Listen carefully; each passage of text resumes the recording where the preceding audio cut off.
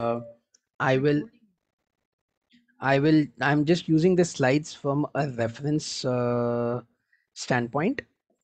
So, yeah, so thank you everybody. Thank you very much for joining. So, I was discussing with I was discussing with Monish on, how do we conduct this session? And I was like, when I look at my Toastmasters journey, uh, I've never gone beyond our club contest in terms of humorous speech. And and whenever I talk about humor comes to me naturally, but I'm not very good at trying to put a structure to to a humorous speech, which made me think that I don't have anything to share on how to write a humorous speech. Rather, I'll tell you what I have done so that you. So it's please make a note of it. Whatever I have done, please don't do it. That's what I'd like to share with everybody today. Now, many a times people say, "Oh, comedy comes to me naturally," right? When I started, when I started my Toastmasters journey, it was around the same time that I started doing stand-up comedy. And I was like, oh, I know stand-up comedy. I've been on stage. I do that every week. How difficult or how different is Toastmasters going to be? And it's a completely different ball game. If somebody is good at stand-up comedy, doesn't mean that they are good at humorous speech. Somebody could be very good at telling jokes, but they might not be good at humorous speech. Humorous speech is a completely different ball game altogether. It is nothing like stand-up comedy. It is nothing about telling jokes. Now, I'll just go here. So more than a humorous speech, let's talk about what is a good speech, right? Now, what I'll do is I'll just take you through a few anecdotes that I have, and then we'll do a quick exercise. So we all know what is a good speech, right? It has clear purpose, it's meaningful, it's original, it has to be engaging with the audience, there has to be a body to it, it's supported with points, body expressions, gestures, and effective use of speaking area. We all know all this put together is what a good speech is all about. Now, what is a humorous speech? Is makes the audience laugh. That's the only difference between according to me, that's the only difference between a good speech and a good humorous speech, is that it makes the audience laugh. That's the only difference. Otherwise, we still have to follow the structure of the speech. There has to be a clear purpose. There is a beginning of the speech. There is a body. There's a flow to a conclusion, and it has to be engaging to the audience. You can't be talking about you know something which the audience does not relate to. Like, I'll give you an example. If we have a room full of say IT professionals, and then if we talk about things like ERP or SAP or Oracle in a speech, people will understand. But in a group of technology people, if I go and talk to them about things like interest rates and time value of money or some other financial concepts, they will not understand. They might still appreciate, right? They might still appreciate, wow, that was a good speech, but they will not understand. So it's very important. And in any speech, anything that you deliver, the only important people is the audience. Nothing else matters. Nothing else is of significant importance as much as it is the audience. If the audience relates to what you're talking about, if the audience relates to what you are going to speak about, that is the only thing that matters, according to me. Not to undermine a particular situation, but what is really important when we get on stage and when we deliver a good humorous speech is the at the end of it, the audience should have something to take back, but they should also have this light feeling that yes, we had a good laugh. Now, let me tell you, these things I have already done, so that's why I'm saying these are a clear no. Please don't do any of this. I have done it and I've learned it the hard way, including being disqualified once. I've learned it the hard way. So please don't do any of these things. See, using what sells. What essentially this means is, when we talk about a humorous speech, we generally we see what the audience we see what's the audience, and generally what happens is that anything and everything to do with, of course we don't talk about politics, religion and gender in Toastmasters, but when you look at anybody talking about a speech, if there is a political mention to it, or if if there's a joke on politics or something else, it sells.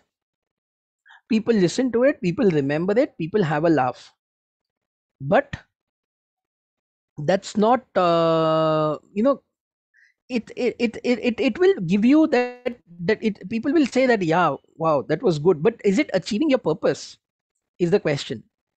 So never go by using what sells. That people everybody is talking about politics, DJs. So let me take a speech on, say, world crisis, and using what sells is not something that you want to do. Expecting laughter on every line, we will never get it. Absolutely never. What we generally do is we have jokes, and and let's face it, you can't have laughter on every line, because this is not a jokes telling session. I'm not giving you jokes that you will laugh at, right? It's a speech. So there will be punches, there will be jokes at which the audience will laugh if they find that joke good. But don't expect laughter on every every line. That is never going to happen. There are people I have seen, what happens is they start off their speech very well, and their entire punchlines are front loaded. So in the first 2 minutes they deliver all their punches, and then they go about their normal speech, and the audience reaction is like they are just taken on they get a high, oh wow, this is brilliant, and they start laughing. The first 2 minutes all the laughter is over, and then it just drops the audience down. What is needed is to maintain that consistency, maintaining the consistency in terms of, you need the audience to laugh, you need the audience to laugh at intervals, but don't front end your laughter, and don't even make it towards the end, where by the time by the time all your punches come, which is at the end of the speech, the audience is half bored. They're like, yeah, good. we they'll appreciate your speech as a speech, but not as a humorous speech.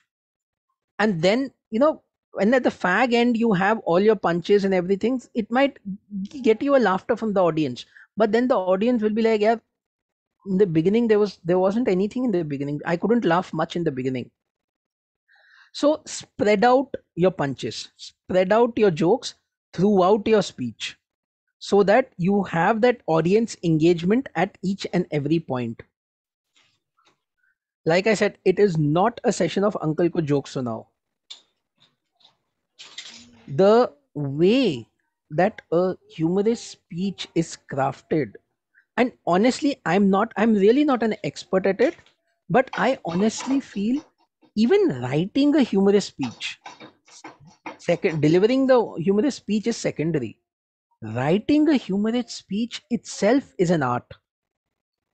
And I'll be honest, many of us are not good at it. What we generally do, I've heard people say, "Oh, I've got a lot of jokes." The way that a humorous speech is crafted is like any normal speech. We write the speech and try to fill in jokes in between, or punches wherever we want to deliver punches. We try to fill in punches. A speech cannot be a combination of 15 jokes written in good English, and that's my humorous speech. It cannot be that way. It has to be a thorough, thought out process. This I've seen many people do.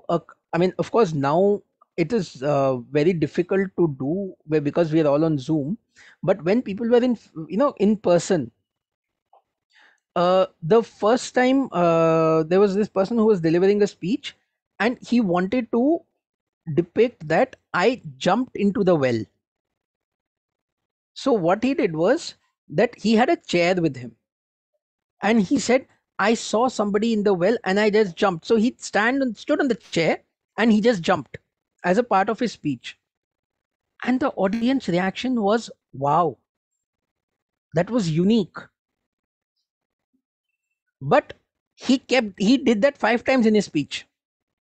After the second time, the audience was like, हाँ ठीक है, देख लिया. So pyrotechniques are important, but never go over the top. Do it once, which the audience will remember.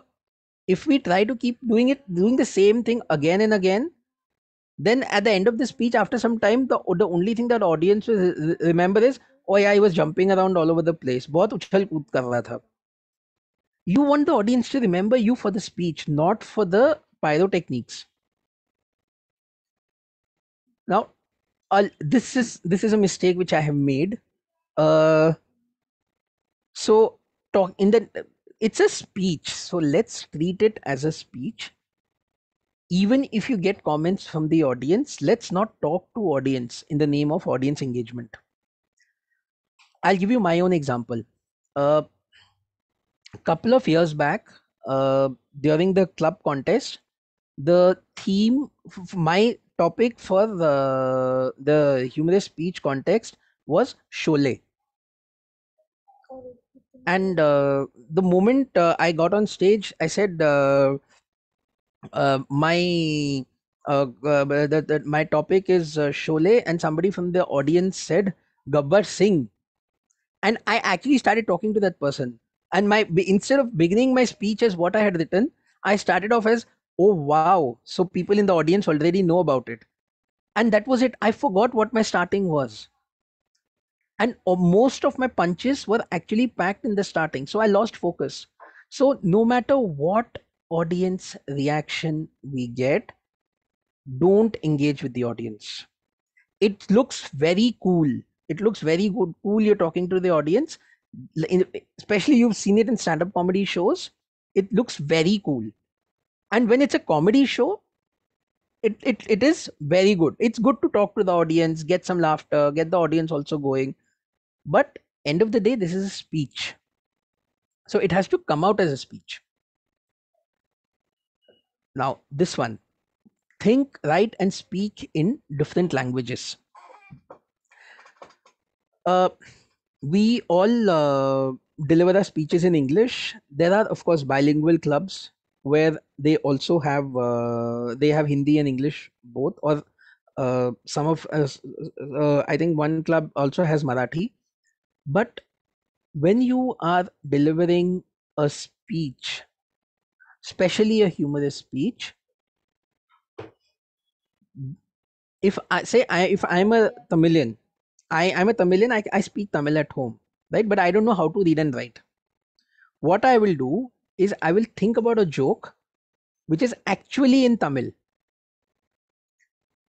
I will write that down in Hindi and then convert that into English when I am actually delivering my speech.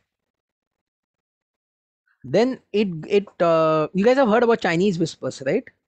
when it goes from one person to the other person to the other person and other person, and when it reaches the final person and comes back to the person who started it, the entire meaning has changed. That's the same thing happens when you think, write, and speak in different languages. If you're giving a speech in English, make sure you think in English, you write in English, you speak in English. I actually tried a joke which worked, which it's a I actually wrote a joke which was in, it was a Tamil joke, right? And I knew in Tamil it would have made the audience literally laughing or laughing and literally rolling on the ground. When I wrote it in Hindi, because I wanted to get a translation, I didn't want to directly translate it, so I wrote it in Hindi. And I thought even the Hindi one was fairly okay. When I wrote it in English, I knew what the joke is. So when I read that speech as a part, read that joke as a part of my speech, I felt very happy. I was like, wow, man, this is going to kill it. When I actually went and delivered the joke, not even a single reaction from the audience came. At that time, even I didn't laugh at my joke. I was like, wait a minute, what am I doing? That was the reaction that came to my mind. So always thought process in the same language as you are going to speak. Don't digress. I'll give you an example. One more example here. So in Gujarat, all of everyone in Bombay, everybody understands some bit of Gujarati, right? So in if you go in Gujarat and ask somebody, "So kare che," you will get a very warm response, right? "Kya kar rahe ho?" That's what it means. You go to America and tell somebody, "So kare che," that person will get scared because the meaning in English is very different. See, this is what happens. I was thinking in Gujarati and the joke worked, and in Gujarati, "Su kare che" worked very well, very warm response. But you will not get that response to an English speaking audience. In America, people will run. Now, a few things about humorous speech. Uh, Pick up humor from day to day life, right? Because that's what you will relate to, that's what everybody else will relate to. uh last year in one of the contests, one one lady, I don't remember the which division was it. It was in, that lady was in Gandhinagar, that much I know. Her humorous speech for the division level contest was about her relationship with her mother-in-law. Simple subject, but that impact that it made was amazing. It was not something over the top. It was not something it was not something obscure about something happening in some part of the world, or it was not something very technical, or it was not something very specialized. Simple topic, right? And she titled her speech also is "My Mother-in-Law and Me." Very simple topic. So another thing is self-deprecating humor. The more it is self-deprecating, that is, the more you are involved in the story, the more it's about you, the more you will get the audience to laugh. And I'll tell you why. Because when we start self-deprecating humor, making fun of ourselves, it's always in situations where we have been.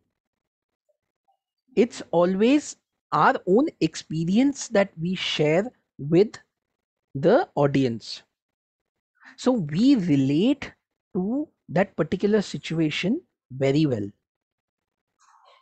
So when we relate to that particular situation very well, because it's a part of our lives, we have been in that situation, automatically the way that entire story will come out will be in such a way that you will not have to add any specific humor in that.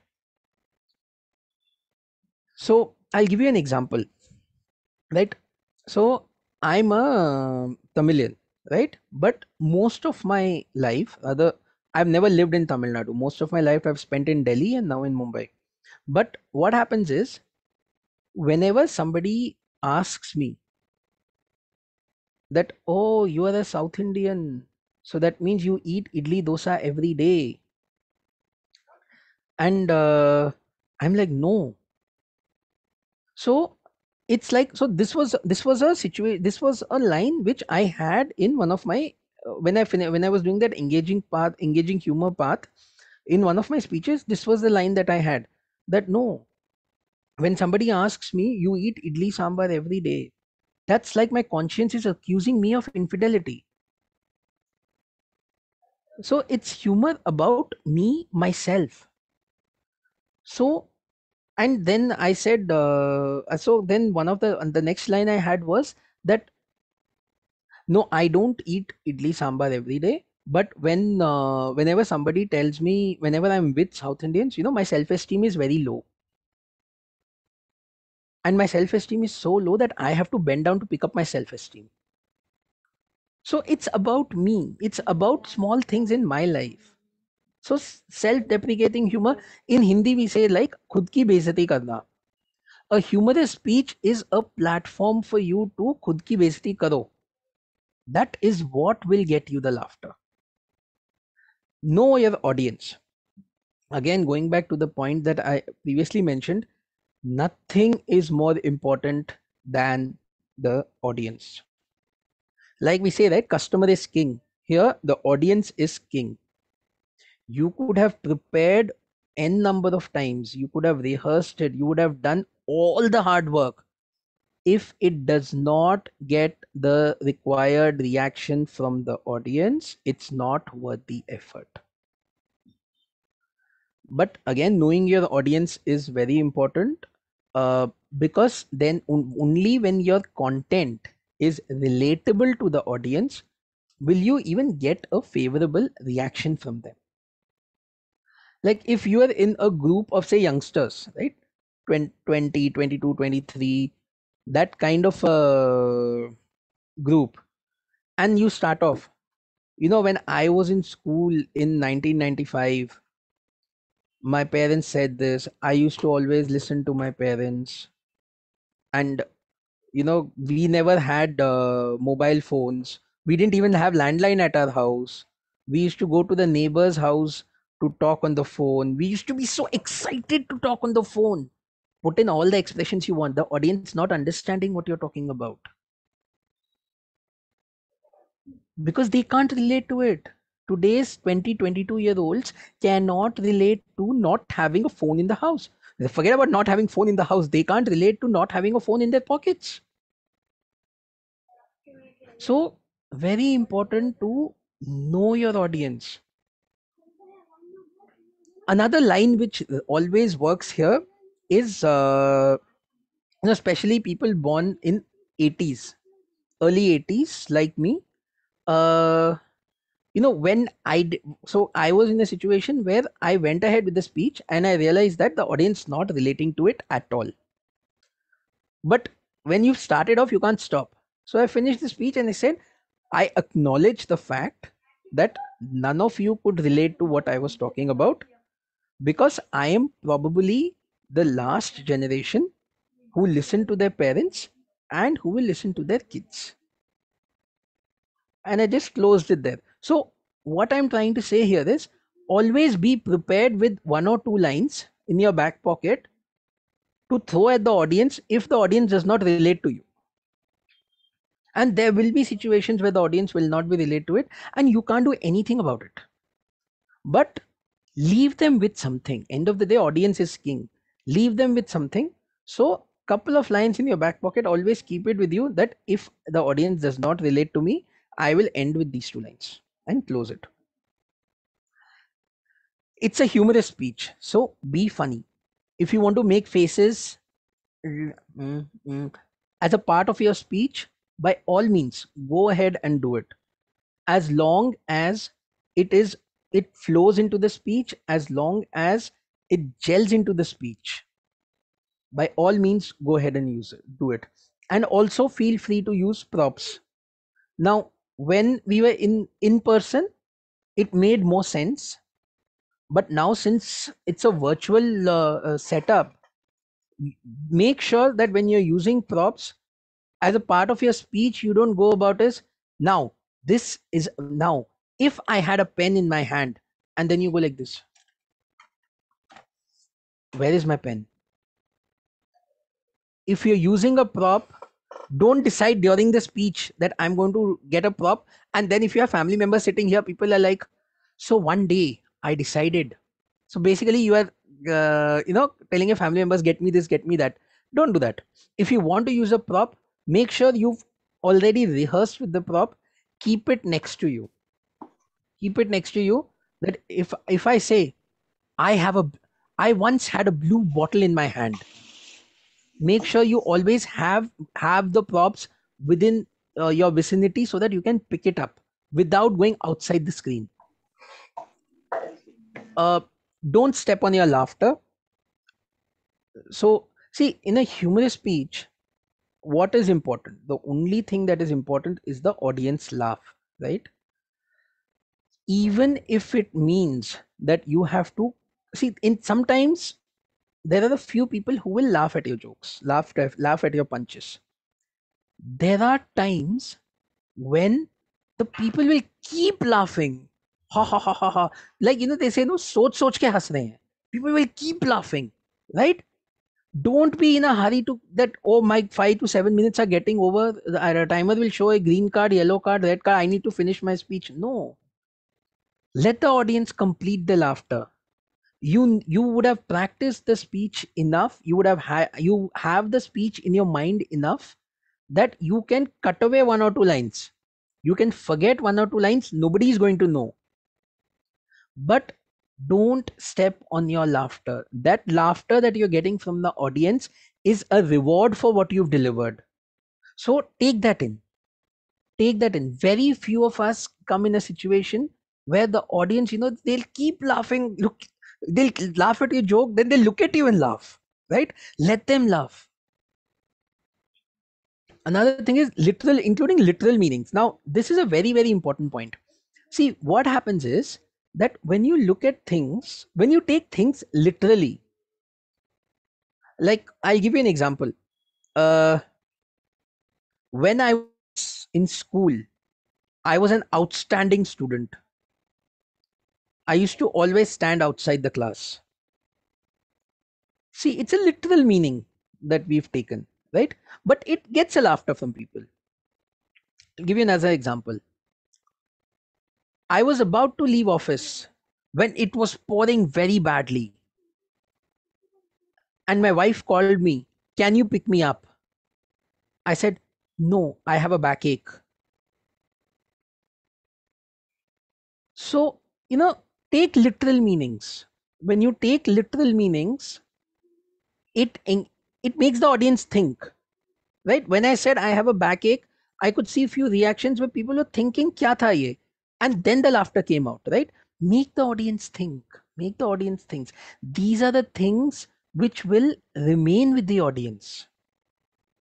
So always use literal meaning. And then there is exaggeration, right? Exaggeration in your voice, exaggeration of your tone, by all means, feel free. Because it's a humorous speech. And at the end of the day, again, I go back to my same point. What are we doing in a humorous speech is we want to make the audience laugh. Let's take an example here. Exaggeration. How many of you remember Keshto Mukherjee? We all have seen somewhere or the other Keshto Mukherjee, right? And what do we relate with Keshto Mukherjee is his drunken antiques, his dialogues where he's always drunk, right? And that was an exaggeration that he used to do on screen. Now imagine if instead of not being drunk, if he was sober, and if he was delivering his dialogues in a simple sober way, none of us would have laughed at it. None of us would even bother. I'll give you another example. You all have seen this movie Bazigar. In that, there is one scene where there is Johnny Lever and there's a guest who comes, and that person is drinking tea, and he looks at Johnny Lever and Johnny Lever goes ha ha ha ha ha, and this guy also goes ha ha ha ha ha. What was there in that scene? Nothing, right? But we all, even now, after so many years, when you see that scene, we all still have a good laugh. That scene had nothing but exaggeration, right? But exaggeration at the right point. What is important is we exaggerate at the right point, for the right point, and also at the right time. Right? If you exaggerate at the beginning of your speech, great. You end with a bang, great. But the exaggeration cannot be like you started with exaggeration, oh my god, this happened, that happened, and you go on the same tone till the end, right? and and it's not a and if you move away from for a moment, if you move away from your voice modulations, it is not a tall tales contest that we are doing. So it there has to be some reality into a humorous speech. There's a reason why it's called a speech, a humorous speech, and a tall tales contest, right? A humorous speech has to be reasonably believable for people. If so, imagine if I started off that I got up in the morning and suddenly my phone rang, and I rushed to the helipad on top of my building, and there was Mukesh Ambani waiting for me. Initially the audience will be like, yeah, great, wow. After the point in time, if I continue in that same exaggeration, Mukesh Ambani was waiting for me. We flew and landed on Antilla, and then he took me around a personal tour of Antilla. There are 600 rooms, right? All this exaggeration looks good. After the point in time, you've lost the audience, because then the audience moves away from this being a humorous speech. The thought that comes to the audience's mind is ye phenk raha hai. And then you will never be able to, once the audience drifts, we are not Amitabh Bachchan, that once the audience drift, we can very easily get them back. All we need to say is भाई और बहनों हाजिर होते हैं एक छोटे से break के बाद, देखते रहिए कौन बनेगा करोड़पति, and after that the audience will come back. Not going to happen. Let's face it, we're all we are not Amitabh Bachchan that we'll be able to get the audience back. And at the same time, it's very important for us to acknowledge the fact that as a speaker, I have this audience is mine for the next 5 to 7 minutes. I own that audience. How I want them to feel at the end of 5 to 7 minutes is in my hands. I can leave them bored, I can leave them in a thought, I can leave them just laughing, I can leave them confused, or I can leave them even bored. But at the end of 5 to 7 minutes, the reaction of what the audience is going to do is up to me. Okay, now let's do an exercise quickly. I'm this is an exercise which I've done in the past. So all I want you to do is take 2 minutes, write down 10 things that you are afraid of. And it could be anything. It could be from a chipkali to a mouse to an alligator to a crocodile to mother-in-law to wife. It could be anything. But just write down 10 things or people that you are afraid of. Let's take 2 minutes. 10, if you even if you have 7 or 8, that's fine. But let's write this down.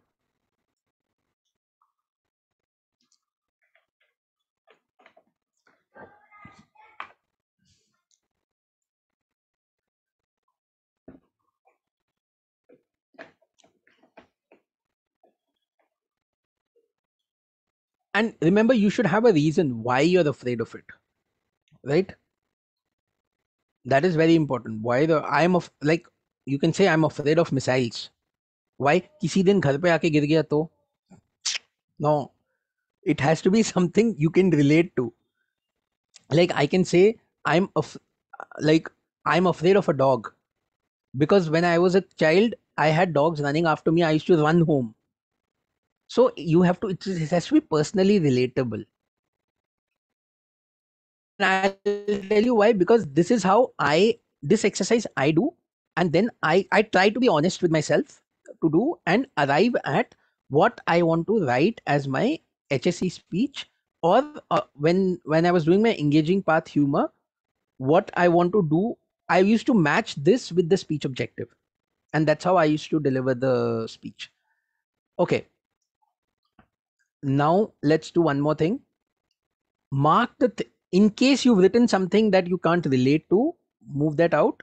Mark the things which you can relate to. Very, very important. Just mark the thing. Like if somebody is written, I'm afraid of drones or missiles, take that out. Whatever you can mark, relate to, and rank them top three, and write one reason why you are afraid of each of them. Top three is important. You might not rank the others, that's absolutely fine, but rank the top three. And any volunteers, anybody likes to share this one? It's going to be fun. So anybody who wants to share their yes, Kritika. Hello. Yes, Kritika. So I have many. So I have top ranked my mommy. Yeah. I have ranked cockroaches, the flying ones especially, Yeah. and Mumbai roads. Like I get very scared of driving. So. Great, great, great. Okay. Anybody else wants to share? Anybody else? So come on, we can have. Come on, guys. Yeah. So can I Hi. go, Suji? Hi. Sorry. Yes, please. This is Sudha here. Yes, Sudha. So I have actually ranked cockroaches in my list as well. Hanging in the air, getting stuck in the lift, and lizards. Okay. Great. Good one. The lift one is unique. I've never heard that lift one before. It's happened to me once, so I know how terrible it is. You're hanging in between two floors and you can't see the floor and people are trying to get you out. It's happened to me once. So it's a nightmare. Great. Thank you. Thank you very much. There was one more person who wanted to share. I Amit. couldn't see. Hi, this is Amit. Yes, Amit, go ahead. Yeah. So for me, first top three from the list. First, rush driving by others.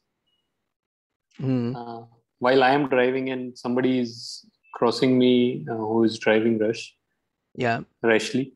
Second, bodybuilder people. Okay.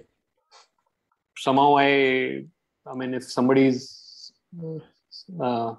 bodybuilder is around me, I will feel a little afraid of them. And third is dog. Okay. Great. So, see, why I wanted to at least get a few people to answer this was, see, you get variety of ways by which people, and this was not something which was out of the blue, right? People have experienced this. Like what I said, that, don't look for topics outside. These are the things that you need to develop as, as a, even as a speech topic. Like, you know, uh, Kritika shared the first thing was my mother, right? Typically, what happens is that you get to hear a lot about my relationship with my mother, or my mother and me, as a very serious speech. Or if your club meeting is conducted around the theme is Mother's Day, only then you get to hear a funny anecdote about why you're afraid of your mother. You don't get to hear generally. Another example was about the lift. right? You're stuck between two floors. And what, see, when when you're stuck between two floors, it's a tough situation, right? How, nobody is going to expect you to add humor in that situation. But like, okay, let me give an example. When you are stuck between two floors, there are ways by which you can add some humor, right? One could be that I was stuck in the lift. Right? I'm just giving an example. I was stuck in the lift between floor 4 and floor 5, and I didn't know what to do. I was praying to God to reach me to the nearest floor. Then I realized it's my mother-in-law on the 4th floor and my wife on the 5th floor. Now I'm coming to think of it. Is this really a bad situation for me to be stuck in the lift? So, add anecdotes. Like another thing Amit mentioned about driving, right? Uh, so rash driving. So you can always talk about that you are afraid when people on the road are driving rash. So you can give some example out of your own life, right? It's not me. I don't drive rash, but I have a neighbor who takes his car out even in the parking lot. It's as if a Formula One race. And when he gets, and I've noticed him at close quarters, he has a small Hanuman idol in the car. And whenever he opens the door and gets into the car, it's the Hanumanji on the dashboard that actually reads Hanuman Chalisa. In Wonderful. in every of, see, I'm just making it up. Okay, whatever you shared, I'm just trying to dig deeper. Another thing that came up was insects, like cockroaches and lizards. So there are a few things that we can also do with the cockroaches and lizards, where exaggeration works very well, right? Where, say, jumping around on stage, might those things might work very well. Like if you see, there's a lizard, and we don't see much now, although we do. But I'm sure when we were children, we used to go to our native village, or we used to go to our grandparents' house, old village, and there we used to be like, oh, there's a lizard. And your grandmother used to be like, ah, hey, right? That's the reaction you used to get. But, now that kind of reaction, we used to exaggerate. Oh, I saw a lizard. And my grandmother, my grandfather used to be like, okay, so, you take that excitement of seeing a lizard right to the top and then drop it down with your grandmother's reaction. Yeah, so what? It's like they see every day. Now, like I said, choose one that you are afraid of the most, and that is where you will, build this. I'll give you an example. So, when I did this exercise for the first time, uh, choose one that you're afraid of the most. And out of the 10 things that I had written, I zeroed in on my father.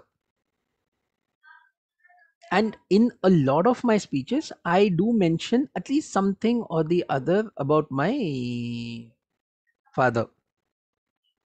So basically, if I want to, like, Kritika shared about her mom, right? If you once you write that good speech about a funny anecdote with your mom, or whatever you want to write about your experience with her, trying to convey it in a comic way, then at the end of it, you can actually conclude your speech by saying thank you, mom, right?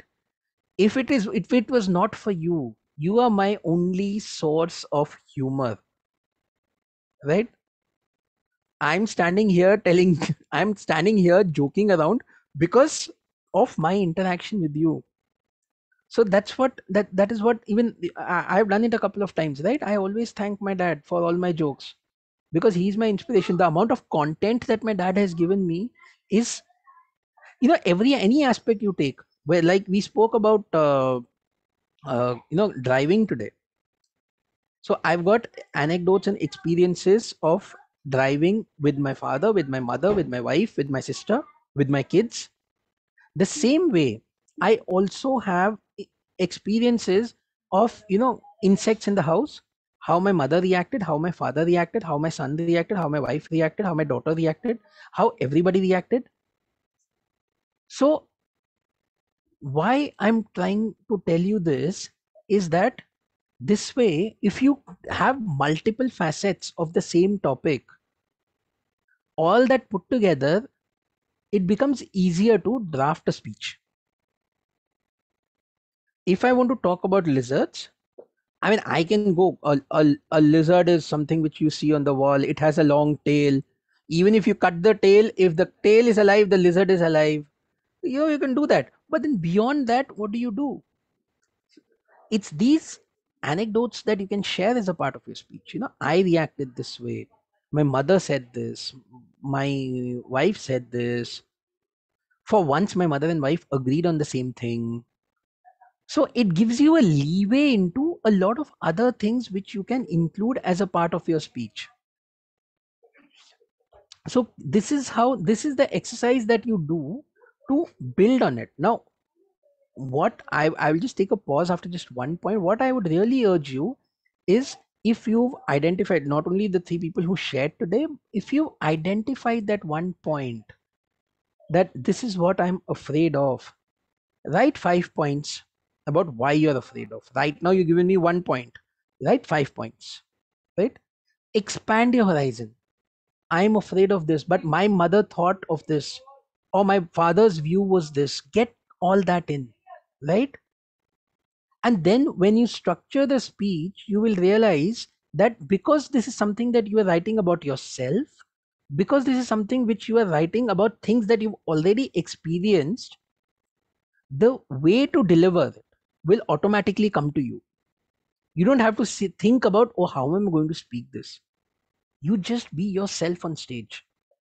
If I shouted and jumped around when I saw a lizard for the first time, I will do that on stage as well, because that is the reaction that comes to me naturally. And that is what will click with the audience. The more natural you are about all these things, the more you take topics from your own life, that is what relates to the audience. That is what will get you the laughter. Even if you might not have jokes, you might just have a few punches, but end of the day, the audience is engaged. That is what is the most important thing here.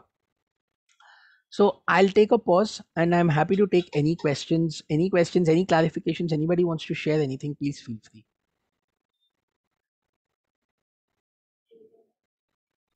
We will request people to raise their hand, and then one by one we can take up the question.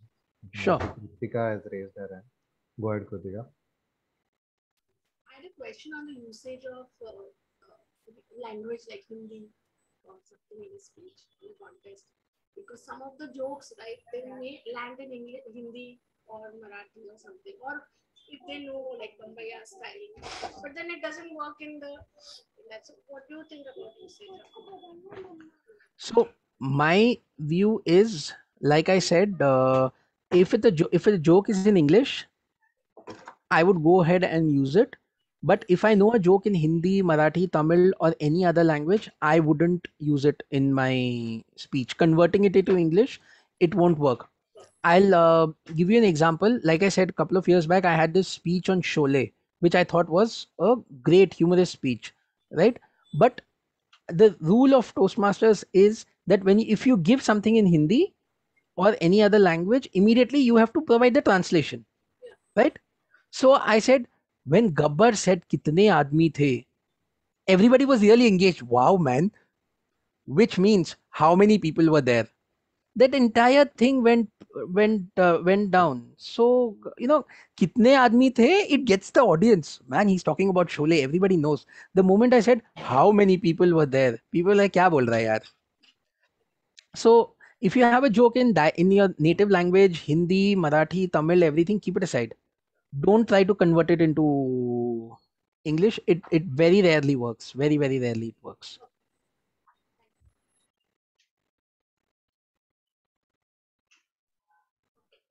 Is there, sorry, can I, Manish? Yeah, please go ahead. So is there any I've got two questions. Is there any restriction on using Hindi in your speeches? Can we use Hindi jokes when we are giving an English speech in the contest level? I just give my 2 cents, and I think Monish would be the best person to answer this. But typically, we stick to English. Yes, if there is a real requirement from a speech's perspective to use Hindi, you can use Hindi and then immediately provide the translation. That's what the guidelines are. Monish? Yeah, you are absolutely bang on, Sanjeev. We should avoid speaking in other languages, especially in contest, yes, because then we are sort of restricting the audience. If we are having the contest in English, let's go ahead with that. And as you said, if it's that necessary, then we have to explain it in English, and sometime we might lose the fun out of it, like how we Correct. explain it. So yeah, I hope that helps, Sudha. Yeah. No, I did attend a few contests and I did see Hindi being spoken. So I was just wondering if that's okay. That was my first question. Second was in terms of when you're actually delivering a humorous speech, you need to keep a straight face, or do you need to kind of have a smiling face, or does that dilute the effect? I mean, what is your Okay. take on that? See, when you're delivering a humorous speech, it's a challenge to keep a straight face. Because end of the day, it's a humorous speech. There are going to be jokes on which you also will laugh, right? If Exactly. you are Yeah. if you are able to keep a straight face, right, that is a challenge.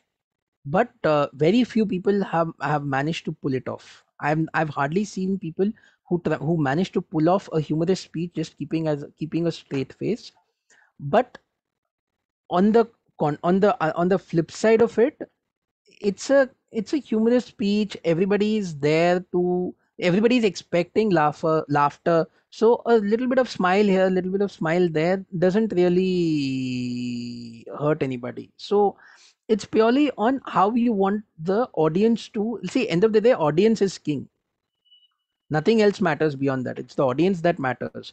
So if you think that by keeping a straight face and delivering a humorous speech, the audience going to get it more, the audience might engage more, by all means do that. But if you think that no, I should also laugh, I should also smile, when the audience is laughing I should also laugh, then go with the flow. There is no one rule as such, but it depends on situation to situation.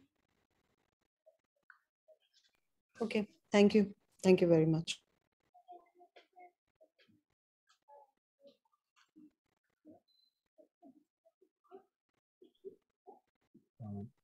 Sanjeev, I have got one question. Sure.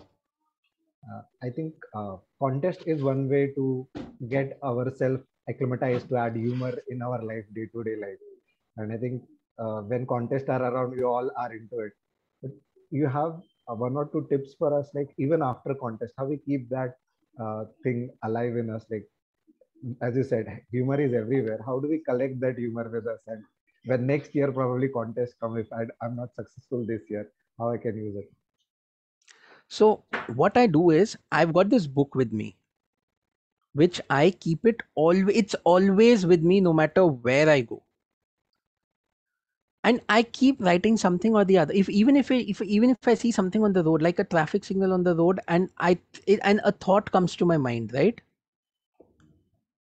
I make sure that I write it down.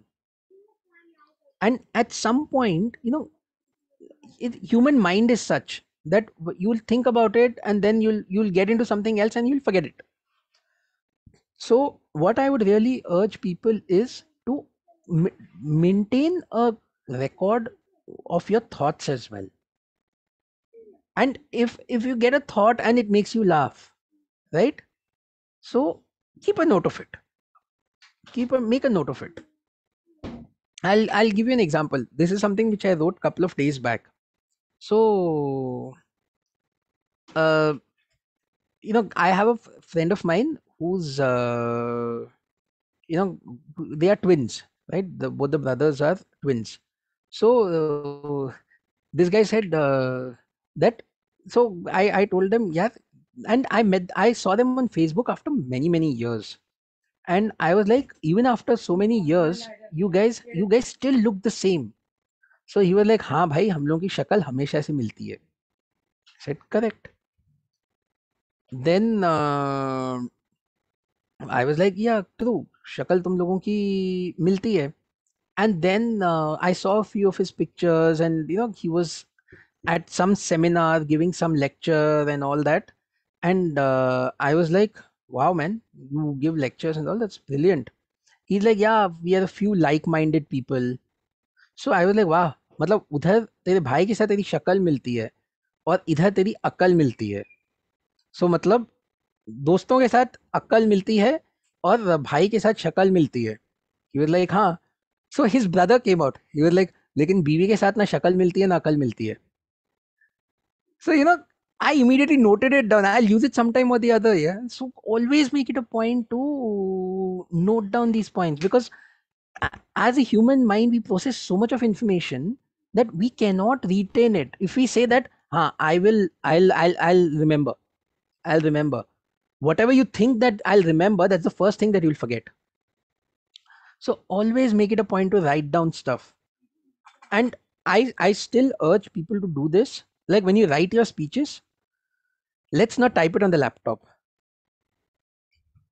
The whole idea of writing a speech, taking a paper and pen, putting your thoughts together, write it, scratch it, no, this I don't want, then write it, then this I don't want, write it, scratch it, come back, no, maybe I should keep it. So writing on top of that scratch, right? When you finalize that, then go and type it. Don't directly go type on the system. Always handwritten is always the best. Thanks, Sanjeev, for adding a humor for an hour in our life. And I think in interest of time and in interest of my family life, let's bring this session to an end. Before that, I would request our Zoom master for day, Vishal, to have photographers everywhere. So I think we all can switch on our videos. And since this is a humorous session, let's have the humorous emoji on.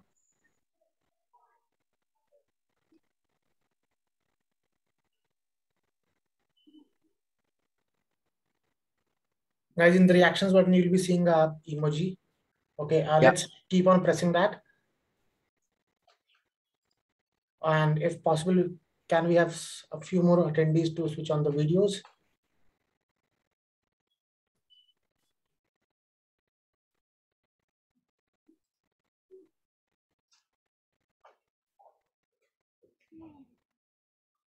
Keep on pressing that button, reaction button. All right, let me take one more screenshot. Meanwhile, you all are pressing the reaction button. Done. Thank you so much, everyone. Over to you, Monish. Thanks, Vishal, and thanks everyone for joining in, and especially thanks again to Sanjeev. And I would like to take opportunity to acknowledge presence of Sunish as well at this moment in time. I forgot Sunish. Excuse me for that today. But thank you everyone for joining me. I officially close the meeting, and if you have some query, I think Sanjeev can stay a couple of minutes and answer them. Otherwise, we'll close the meeting. Thanks everyone for joining. Thank you, everybody. Thank you. Thank you, Sanjeev.